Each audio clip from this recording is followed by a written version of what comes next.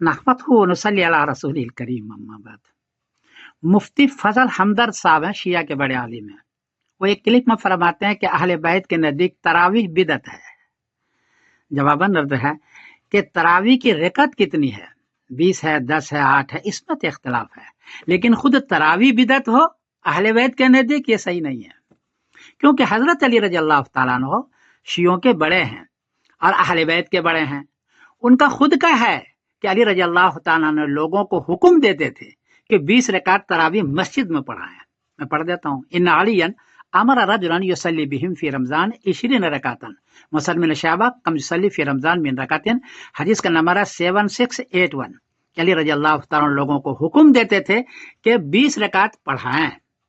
दूसरी बात में है साल तो आतान हलकाना अलीयुन युसल्ली बिहिम फी रमजान काला काना खयारु असहाब अली जाजान व अबुल बुख्तरी व गैरुहुम यदून अहलिहिम व यउम्मुन फिल मस्जिद फी रमजान मुसलमिन शहबा। हदीस का नंबर है 7694 कि हजरत अली रजी अल्लाह तआला अन्हु इमामत किया करते थे मस्जिद के अंदर, रमजान में इमामत करते थे।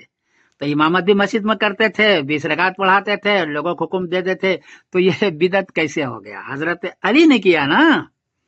खुद नबी करीम सल्लल्लाहु अलैहि वसल्लम ने 3 दिन तक तरावी की नमाज पढ़ी है, 3 दिन तक, और मस्जिद में पढ़ी है। बुखारी शरीफ की हदीस है, बाबू फजल मन क़ाम रमजान, हदीस का नंबर 2012। अलबत्ता यह है कि मस्जिद चूंकि भर गई थी, तो आपने फरमाया कि मुझे खौफ है कि कहीं ये फर्ज न हो जाए, इसलिए मैं इसी पर इक्तिफा करता हूँ। तो 3 दिन तक हुजूर ने पढ़ी है तरावी की नमाज। कितनी पढ़ी है वहां पता नहीं है रकात की, लेकिन पढ़ी जरूर है, इसलिए बिदत कैसे हुई?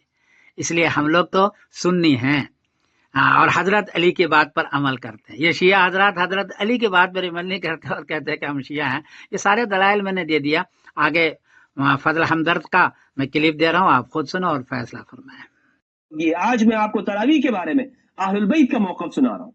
इन तजमीअ फीहा बिदअतुन, तरावी की नमाज बिदअत है अहलुल बैत के नज़दीक। और रसूलुल्लाह ने इस उम्मत के लिए कुरान और अहलुल बैत छोड़े हैं।